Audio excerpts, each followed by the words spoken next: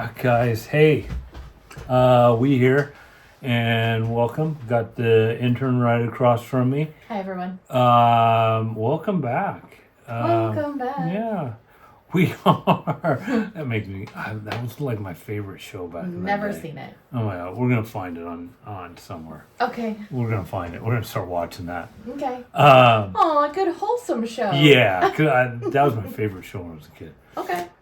Anyways, we've been talking Baja, right? Baja Peninsula Tour. Yeah, and we've been talking about a little driving trip we took down there.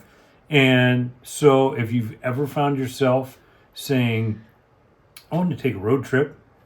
I want to take a road trip out of the country. Yeah. I encourage you. We both encourage you. Do it. Do it while you've got it. You've got time, 1000%, right? Yeah. Yeah, it's fun. And add 3 days to what you think you need. Yeah. Because you're going to find some place that you love.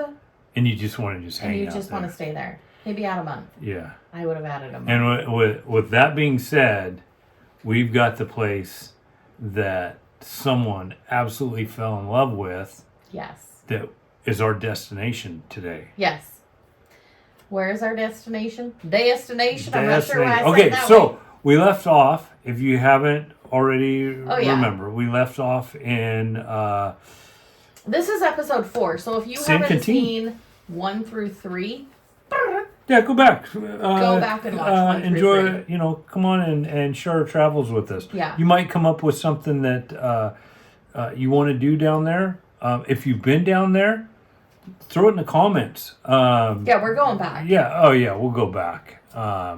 And throw in a comment of maybe, we should stop at a winery or something. They have excellent wine down there too. Yeah, we thought about that and we didn't do it. Yeah, so the wineries are really good in Baja. So don't sell yourself short on those. No, definitely stop. So we're on our way we made it down to San Quintin, and we had dinner, we stayed the night, and then now we are on our way to Catavina to see the big cactuses. And then we're going to take the exchange from the 1 over to the 5, which heads back up north to San Felipe, which is our destination for the night. Right. So yeah. Yes. We left super foggy. Oh gosh, it was foggy. Well, you're pretty close. San Quintin's right there. It's just a little bit inland. It's a couple miles inland off the coast, the Pacific coast, and it gets really foggy. Ensenada and all that coastal gets just hampered with fog. Well, and I was surprised that we were headed over a mountain range. Like, I always assumed that Mexico looked like Cancun. Well, in Baja, I don't think that people really understand that the peninsula is split in half by a mountain range. Yeah, I didn't know that. And I didn't realize that. I'm not sure. I'm not sure how tall it is. It's pretty tall though. Yeah. Yeah. It's got to be 8,000, 10,000 feet tall. Oof. To the tip. So, yeah. That's what she said. I'm not going to say that. Holding my tongue. But anyways, when we left, it was super foggy. Yes. And, oh gosh, I just tried to put on some, we had the Baja Design lights on, right? Yeah. Yeah, so I put on some Baja Design lights on the FJ. We have 2 sets on the FJ. We have the white sets and the ambers. And believe me, if you are looking, they're not cheap, but we're not sponsored. We're not sponsored, but there's a reason why they're that good. Is they've really done all the research, and they will outperform any of these other lights out there. Yeah, look at Baja Designs. Yeah. There really is a science to lighting. There was a safety reason. So we are pretty rural where we live, and we have a lot of animals who like to cross the road in front of vehicles. So the FJ, no complaints about it whatsoever. But I could use brighter lights. Oh, yeah. Like, its headlights are great, but they're not bright enough for me. And I have horrible, horrible night vision, if that's a thing. Yeah. Can't see in the dark. So, yeah, I talked you into ordering me 2 sets, the white set and then the amber set. And I can tell you, they have saved the day so many times because they light up the ditch where the deer and elk and antelope play and pop out of nowhere. So, yeah, if you're needing more lighting on your vehicle, check out Baja Designs. Again, they're not sponsored. Would we love it if they did? Yeah, for sure. Sure. But they're excellent products. So we did use them. Mm-hmm. Yeah, and we used them because the roads down there get pretty. I mean, they're a highway, but it's more narrow than a country road, right? They're pretty narrow for a highway. I would say if I would compare them to a logging road, as wide as they are. Like if you're driving a semi and I'm driving a semi and we're going opposite directions. Which we saw a couple of them that we were following a semi or whatever, and they were passing on, going this way. On a corner. Just passing. I know they're just about to clip mirrors. That's how. And they've got, believe it or not, which you saw, they have one of the duals of one of the tires off the road. So it's just dangling off there. Like and there's no gravel on the side of the road. It's just dangling off the side. It's like 6 to 8 inches off the side of the road. Those drivers have nerves of steel. And they shout out to them. Yeah, they do. But you want to trust them because they're good people. Okay, they're coming super from the good US, people. Yeah.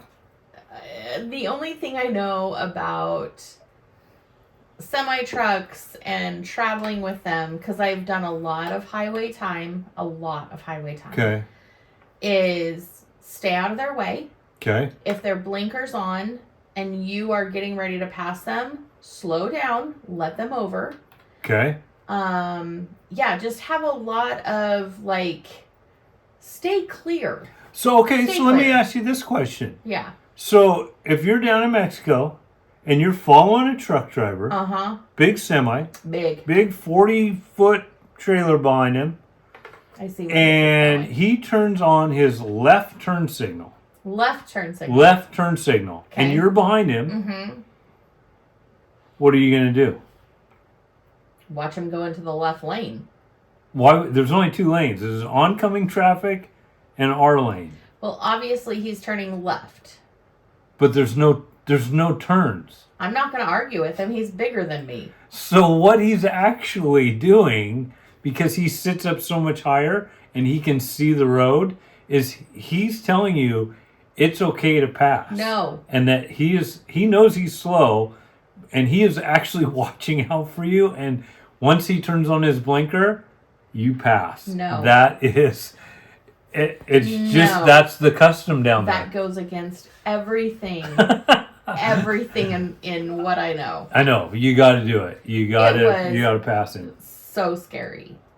You warned me. You're like, hey, it's 1 lane or 2 lanes. We're probably gonna have to pass a trucker, and he's gonna let us know when it's safe. And I'm like, he's gonna hoot a whatty? No, I'm not feeling this. And you're like, yeah, no, it's totally fine. And the first time it happened and you accelerated at a very high speed for the FJ, all the torque in the tires were on point. Well. And it was like, what are you doing? But the last time it happened, and there were multiple times in between that, that you trusted a trucker and passed on a blind corner, on a hill, on things that could cause death. Every time he put on his blinker, it could cause us death. It could, right? It could. It could. Yeah, because he supposedly, the person driving the semi, could see further than you, and you trusted the trucker. I, however, did not trust the trucker. And that was a running joke for how many miles? Oh my God. Felt For like the rest of the trip. Yeah. For the rest of the trip, it was all... Until we went through the border crossing, and then we weren't trusting truckers. No, and then once we got in the U.S., I'm not trusting If they turn on their turn signal, they need over. Right. Like, they need over in your lane. Like, yeah, they you're need not... the scooch. Yeah. But yeah, it was... You guys, it was nerve-wracking. And then... So we're driving along. These lanes are really, really narrow. It's potholes everywhere. Oh, are you going to tell them about the... Is that... Hold on, let me check my notes. Yeah. Hold on. What? The potholes? Yeah, are we going to talk about the road construction? No signage, no nothing. You just have to know that the road no longer exists and you have to go off-road, literally off-road. Oh, yeah, there's a section down there that, yeah, boy, if you don't know where it's at, it's not really marked, but if you, the road, the main highway is out. It's gone. Out. It either walked out or... You got to take it's just like a dirt road right on the side. It's a dive off. Oh, yeah, it's a dive off the highway. Like, you're going 60 kilometers and you're per hour. You're off-roading in the rocks, and it's hard packed, but there's big rocks hanging out there. Yeah. And you have to go through all that. Semis are on it, and passenger vehicles are on it. Like, it's no joke. Yeah. It is no joke. Yeah. Truckers are turning on their left turn signal. Yeah. Oh, no. That's just the whole adventure of being down there. This is the difference between adventure. your adventures and my adventures. Yeah, that is true. My adventures are on pavement. Although, I was going to say at an all-inclusive resort, but gosh, I really had a good time. Like, I really would go back and do this again and take longer. Oh, 100%. I'd stay down there a month and just hang out for a month. If we could figure out how to get everybody down there, yeah, I know. I would stay forever. Like, that is a magical place. Where we're headed. Where we're headed is my very favorite place in Mexico that I've ever been before. Mm-hmm. And I cannot wait to tell you guys about it. But to get there... Yeah, it's a drive to get there. The way we did, because we were doing the loop. We went around. We're doing the loop. You could go through. Did you say Mexicali? Yeah, you can go down through like Palm Springs down to Mexicali and straight on down. Straight over. Yeah. So we might do that next time. Yeah. Because that's a lot faster. Mm-hmm. And that's really the final destination for me. But Ensenada was amazing. San Quintin, I love Ensenada. Beautiful. Yeah, I love it. Beautiful. Yeah. San Felipe, I left a piece of myself, my soul, on that beach. Yeah, I did. Yeah. I did. And with those people. But getting there. Getting there. We have to travel. Now remember the FJ. Okay, you're gonna get on this one. It's I don't know, what was it, 145 miles? It's 150 miles from San Quintin down Catavina and because we didn't go the shortcut, or was there a shortcut? No, there is a shortcut. We could have crossed the mountains on the dirt road. We could have gone that way, but we would have missed, which I really wanted to show you, was the big cactuses. What are down they called again? Let me look. So the elephant cactus is one. I didn't know. Pachycereus something. Oh, you wrote it down. Pringole? Something like that. Put in the comments what it is. Yeah, I mean, if you know what it is. So these things, this is how big they are. They can grow up to 65 feet tall. They're amazing. And weigh up to 10 ton. Yeah, I believe 10 ton. And I'll put a picture up right up here. And of one with the FJ, a huge one. I had to use the panoramic view on my phone and like start at my FJ and then go up to show you how tall it was. Yeah, like, it was amazing. Yeah, if you've ever been to the Redwoods in California and you were taken aback by how big they are, oh my God, you're going to see these cactus and you're going to be like, oh my gosh. The other thing I have to say is that where we decided to pull off the road to take these pictures and do all of that, everything, not only the one cactus that we took a picture with the FJ, but everything was like out to kill you. Like it grew to kill you. So many different species of cactus or cacti down there. Oh my gosh! Like if you touched one accidentally, like brushed up against it, like oh excuse me, yeah, you're gonna have spines coming out wherever you touch. Like they are no joke, and they're huge. Yep, and it's all sand. It's sand and big boulders. Oh yeah, there was a lot of big boulders. Big boulders that are as big as your house. Oh yeah, yeah, and you know. Big as your motorhome or camp trailer. They're way bigger than your car. Bigger than the FJ. Yeah, they're way bigger than your car. It was but crazy. They're just all just scattered everywhere. You're right. It did make me feel very small when we were in that cactus field. Like, it's a whole different world there. Barren. And truly. It's barren, but it's such a beauty in its own self. Yeah, but they're not joking around. Like, those cactus have one sole purpose, and that is to survive. And if they have to take you out, okay. Yeah. Okay. Yeah. And that's... I've never seen anything like that. I know. And the first time I saw them, I was just in awe of them. Because they really are amazing. Well, and there's this... Are they spines? I don't know what they are, but like 10 inches. 10 inches of spines on these cactus. Oh, yeah.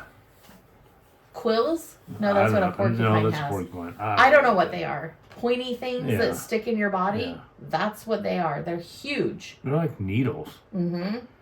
And that's why I carry a hair pick in my pack when I'm down there riding. Yeah. Because if you brush up against them, you can just use a hair pick and just...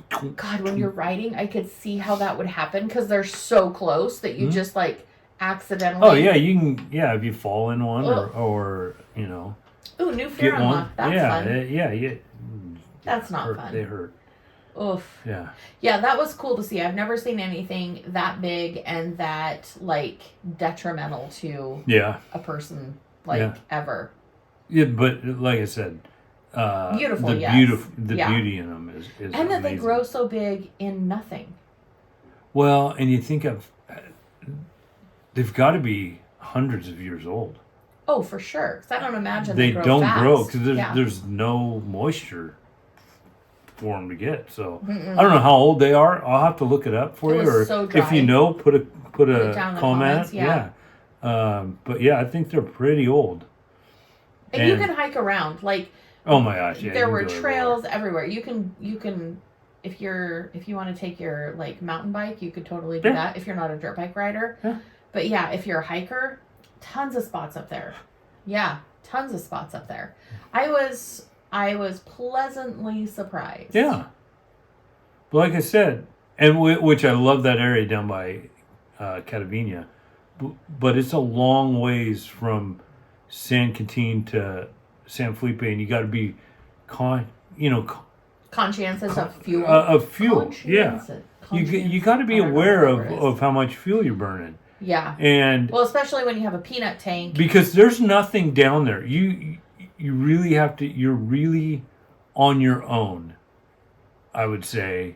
Except you have a few houses here and there, and hopefully if you ran out, hopefully they would have fuel, but a lot of them don't. But well, and that's the other thing I noticed. Yeah. When we were driving on the outskirts, when we weren't in a town, we weren't in a city, when we were actually driving in between, and it was mountainous, and it was, you saw a bunch of areas where they put their rubbish, they didn't do it within their community, they took it out in the outskirts, right? Mm-hmm. Mm-hmm. And another thing I noticed was they live very different from the way you and I live, and I take advantage, or take for granted my electricity, my running water, a lot of these places out in the super rural areas that I consider we're rural, good Lord, they live completely off grid. Oh yeah. They have solar panels, they just didn't have electricity running out there. There were no power lines. There was nothing like that. And I don't know where they would get water source, because to me it seemed like just a sandy desert. So it made me appreciate what I have. I think you can dig a well. Probably. Yeah. You would have to, I would imagine. Yeah, probably dig it by hand. But there were so many houses out there in the middle of absolutely nothing but rocks. Yeah, a lot of rancheros out there. We're going to talk about the rocks? What about the rocks? How crazy they were and how big they were. And it was like Easter Island driving through that section. Oh, yeah. That's what I mean. They were huge. Like nature took control and said, dare me. Yeah. Okay. Hold my beer. I'll do it. I get mesmerized over those rocks. I think they're just... Which is not the road to get mesmerized. No. But I think they're just...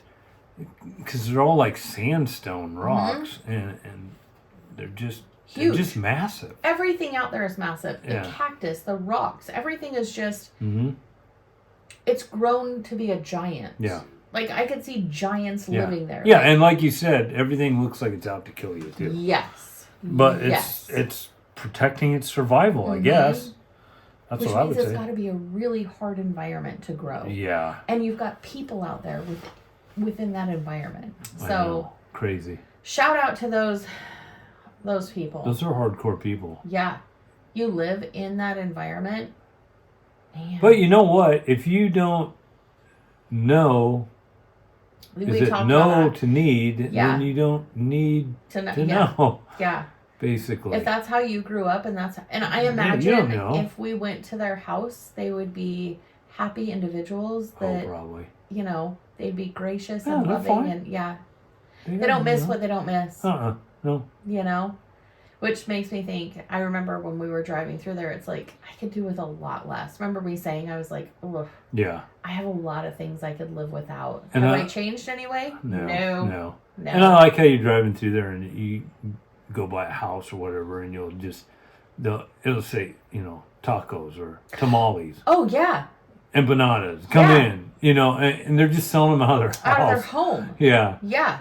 Right on the side of the road. Which is amazing. Yeah. Yeah. You can always get a fresh meal. If we were ever to get low on fuel, which thankfully we didn't. You planned it out really, really well.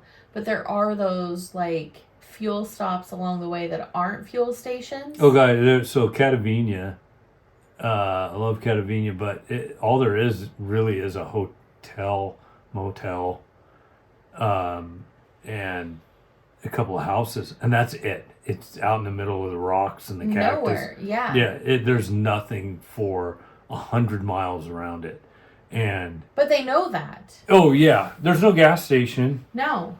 No petrol. This just talks about how this just really relays how the people are there, and how conscious they are, and how kind they are. Oh yeah, but like when we drive through there, and I'll put a picture up again, but. I said, I turn around real quick and show you, here's the gas station, the gasolina. And it's just, a couple shelves sitting right next to the highway. And they've got the red jugs of gasoline next to them. And if you want some, you just pay for it. And it's honestly, it's a little more than buying it in town. But if you need it, they understand that you're out in the middle of nowhere. And they're there to make a little money too on it. So. Sure, that's how they make their livelihood. But knowing that there's no fuel stop, they've taken it upon themselves because they probably had multiple people stranded, and they're like, you know what, we'll help you out. Yeah. And then they were like, you know what, this is an opportunity to really help people. We'll put up a stand. We'll make it available.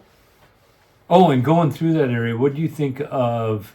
So they get when it rains, they get a lot of flash flooding, and so they don't have. There's a few bridges over, on the main stuff. I know what you're going to ask me. But then there's like you drive through these concrete ditches. Yeah. How'd you feel about that the first time you saw one? Not a fan. Because the water Safety just Sally rushes across the highway had, there. A moment of OSHA, MSHA would not approve this. Yeah. But they don't put the bridge in; they just put a ditch in. Yeah, they just put a ditch and in. it's right. You got to drive through. You have to go through it in your car. Yeah. So if they had a flash flood, you'd be stuck on one side or the other. Oh yeah. Yeah, you couldn't get through. No, but that's their solution, and it works for them. It works because it's just short. It's short term. Here's the thing. Yeah. I didn't feel like anyone that we met or interacted with was in a hurry, impatient. Never. annoyed. Mm-mm. I take that back. What? I take that back. Ensenada Tourist Day. Oh, yeah. So yeah, I don't we'll deal with that later. Yeah. But for the majority, 99% of the places we went that are off-grid, off the beaten path, not something that tourists would normally see in Mexico. Yeah. I never felt rushed. I never felt pressured. I never felt out of place. I never felt unsafe. Yeah. I mean, they're such a gracious, community-minded population. I wish we had more of that here.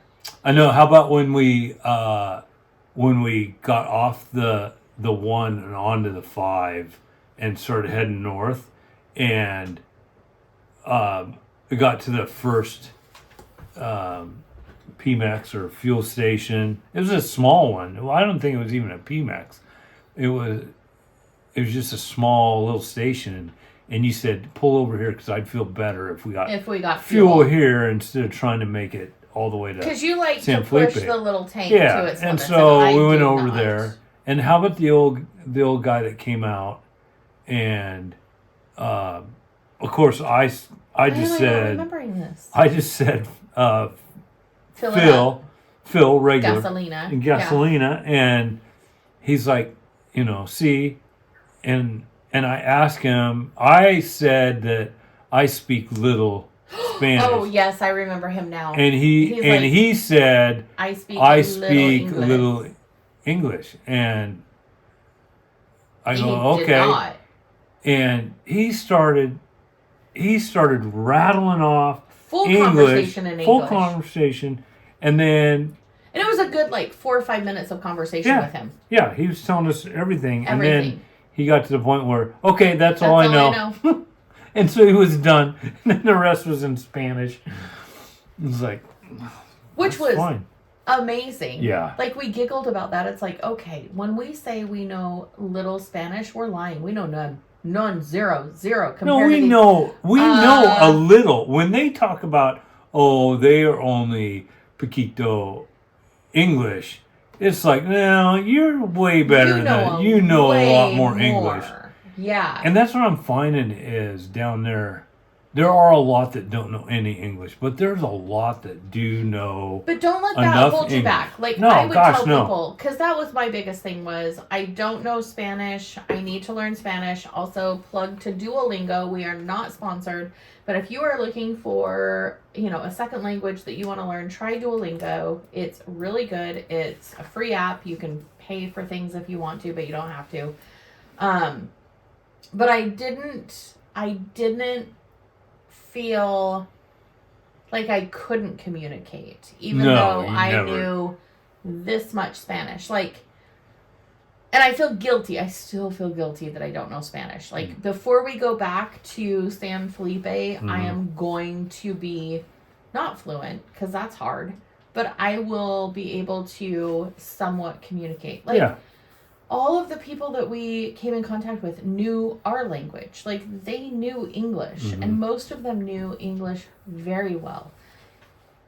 I need to learn Spanish. I need to reciprocate that. Especially if we're going into their country, that's their language. I feel really passionate about that. Same. Let me speak your language. I don't want you to have to feel like you have to learn mine. Yeah. Yeah.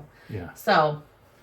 And still practicing. Yeah, and I've been trying to learn Spanish pretty hard here in the last, I don't know. Well, since few months. Yeah, November. Because we started in November when we figured out we were going. But I'm still waiting for that morning that I wake up and go through the app and I'm like, bink, there's the light. I figured it out. I know my pronouns. I know my past tense, and the sentence structure is different than ours, so it's a little more confusing. And I can.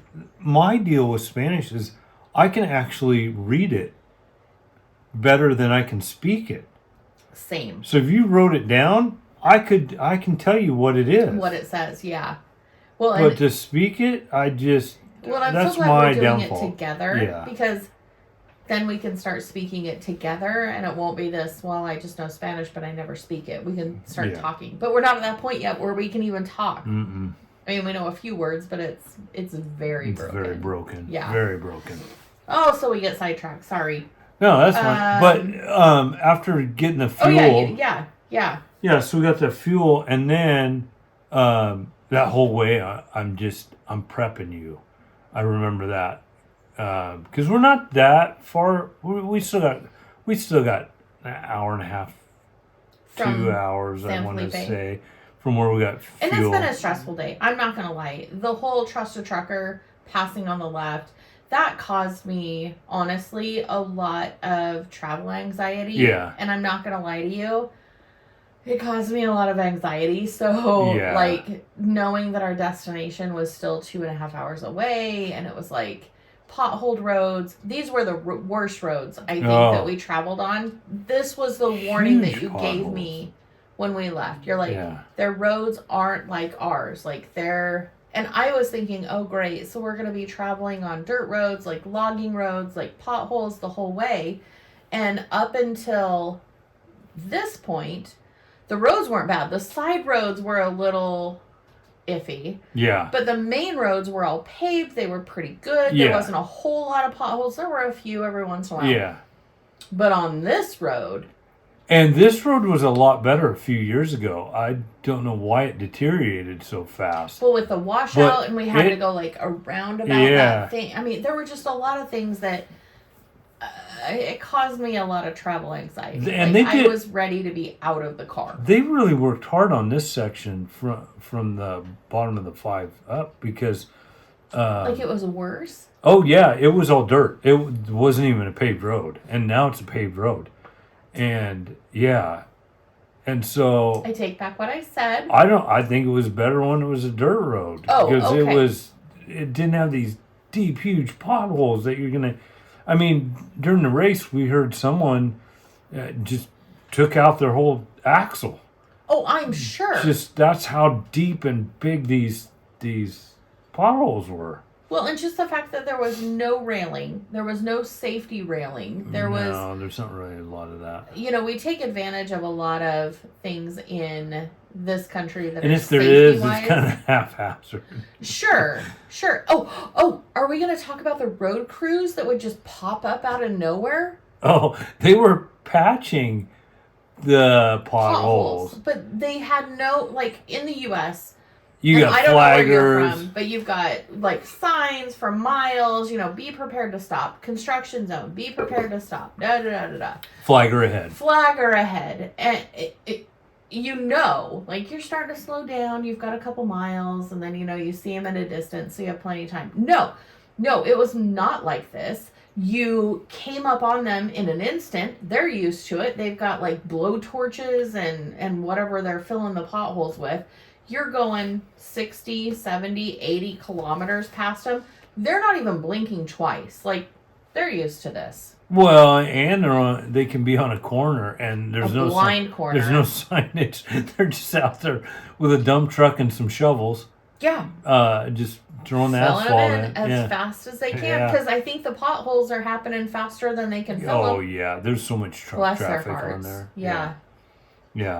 But going up there, I kept telling you, I said, pretty soon you're going to get your first view of the Sea of Cortez. And have you guys ever seen I don't know how Cortez? many of you guys have seen the Sea of Cortez, but it's beautiful. The water's beautiful. Have you ever been to West Yellowstone National Park and gone to the Rainbow Lake, where it has like the deepest, bluest, beautiful water? Oh yeah, the colors are really good. Yeah. It's a cool If you've ever been to Crater Lake in Oregon, very similar. It is not tropical colors. It's not turquoise. It's not that like... It's a blue. But it's not tropical blue. It's like a deep royal navy. I don't know how to explain it, but beautiful blue. Breathtaking. Mm-hmm. And it looks like the ocean, but there's no waves. Like it's calm. It's just... Yeah, the second I saw the Sea of Cortez, all of that anxiety that I had, all of that travel anxiety, all of that, like, built up stress from the drive, gone. Yeah. Like, just vanished. And the cool thing about that is you can camp. I mean, oh yeah, you see campers all over, and you can just find a little back road and off the highway, go down on the beach and just camp on the beach. Yeah. And I don't know, stay there as long as you want. I don't know if they have any rules. I don't think they have camping. any rules, but it's such freedom down there that we don't get to enjoy here. No. I mean, we think we're the land of the free, but I don't know. Which I know there's give and takes, but man, they can ride dirt bikes in town and on the streets. That is true. And camp on the beach wherever they want. Well, and there were so many places you could just pull off the road, the main road. Yeah. And you were right in the middle of the Sea of Cortez. Oh, you could park your van or your motorhome or your car and stay there all day long, like barbecue at the beach and just be there. Yeah, and there's some great places to stay, even if you aren't camping. There's good places to stay along there, and there's a few restaurants. You just have to find them. They're very remote and they're not advertised. You kind of have to know where they're at. There's a couple of them on YouTube I've seen on some of the travel videos that people put up that you might look at that really highlight them. Yeah. But it's a beautiful area. Well, and we're almost into San Felipe at this point, and there's still some things in the news. This was February 20th-ish. Still things in the news about activity that was happening that could be negative as far as impacting our travels, as far as fishing, and I don't know.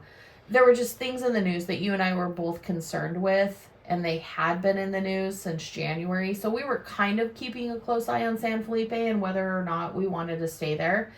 Ultimately, we decided that yes, we wanted to stay there. We would just stay away from the area that had a bunch of There was just a power struggle going on down there, and we did see a lot of federales. We did see a lot of police. the time we got there, the area we chose to stay in. Well, we stayed on the south side. We finally got to San Felipe late in the afternoon. Yes. And so instead of doing a lot of sightseeing or whatever, we decided to call it a day. Yeah. And so we found our little bungalow, and we'll talk. Cannot tell you. I know, and we're going to talk about all of that in our next the next episode. What a teaser! Because San Felipe is, oh my gosh, you guys, it's well worth it. If you've never been there, it's really a destination you need to see. Yeah, I would go back today. I would hop in the FJ. I would go back there for a month. And I will warn you, this was a place that I've loved it.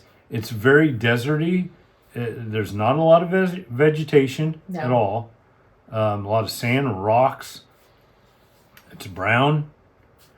But the opposite of what we live in on a daily basis. But you have the Sea of Cortez right there.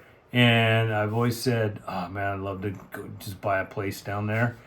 And he said this to me so many times. But then I'm thinking, the intern is probably not going to enjoy this. No, I like my green, I like my garden, I like flowers. Yeah, and then lo and behold, oh my gosh, that's where she wants to go. So I would like to move there. So on our next episode, we'll talk a little bit about San Felipe and Stay tuned on that one, because we've got San Felipe, the fun in San Felipe that we did, and also I want to talk about checkpoints.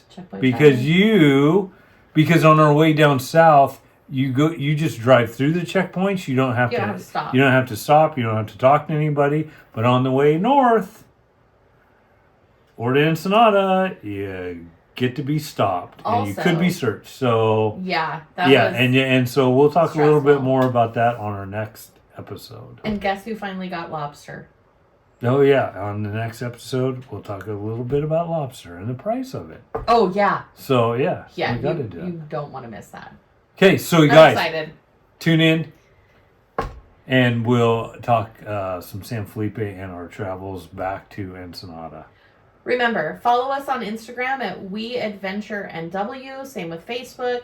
And then head on over to Patreon, www.patreon.com/WeAdventureNW. Sign up for a tier, support the channel. If you're here on YouTube or anywhere else that you're listening to this podcast, hit the like, hit the subscribe, leave us a comment. We always love interaction. And once again, thanks guys for showing up. Hit the like button. Give us a thumbs up. Subscribe. We'll see you next time. Bye.